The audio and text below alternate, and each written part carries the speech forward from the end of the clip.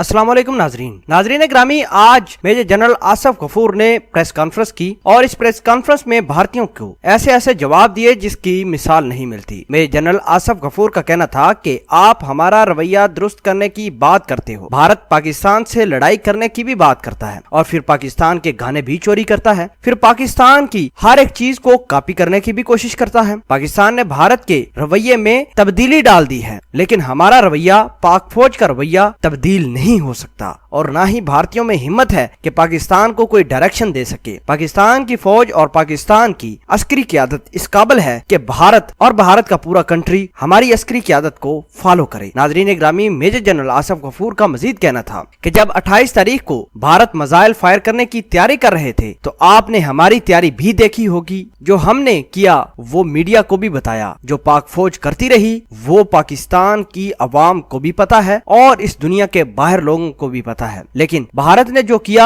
ना ही वो आज तक मीडिया पर आया है और ना ही भारतीय अवाम को सच पता चल सका है। नाजरीन ग्रामी, मेजर जनरल आसिफ गफूर का मजीद कहना था कि 28 तारीख की रात को लाइन ऑफ कंट्रोल पर जो हुआ वो भी आप अपने मीडिया को बताएं। हम ख्वाहिश करते हैं कि आप हमारी पाक फौज के अच्छे पैगाम को देखें और पाक फौज की काविशों को सराहते हुए और उनकी बताई हुई बातों को आगे लेकर जाएं और अमन की तरफ चलें। DGISPR major general Asif Ghafoor ने भारत को वाज़ेह पैगाम देते हुए कहा कि पाकिस्तान फौज 207 मिलियन पाकिस्तानियों की सपोर्ट से मुल्क का भरपूर दफा करेगी और 27 फरवरी को दोहराएगी। ये भी याद रखें कि ये 1971 नहीं और ना ही वो फौज है और ना ही वो ही हालात हैं। अगर 1971 में हमारा आज का मीडिया होता तो भारत के मजालम को बेनकाब करता और आज मशरकी पाकिस्तान अलहदा भी नहीं होता। नाजरीन ग्रामी, भारत अभी भी झूठ से काम ले रहा है। मेजर जनरल आसिफ गफूर ने एक ऑफर भारतीयों को दी कि अगर भारत के मीडिया और एनालिसिस करने वाले लोग पाकिस्तान में आए तो पाकिस्तान की आर्मी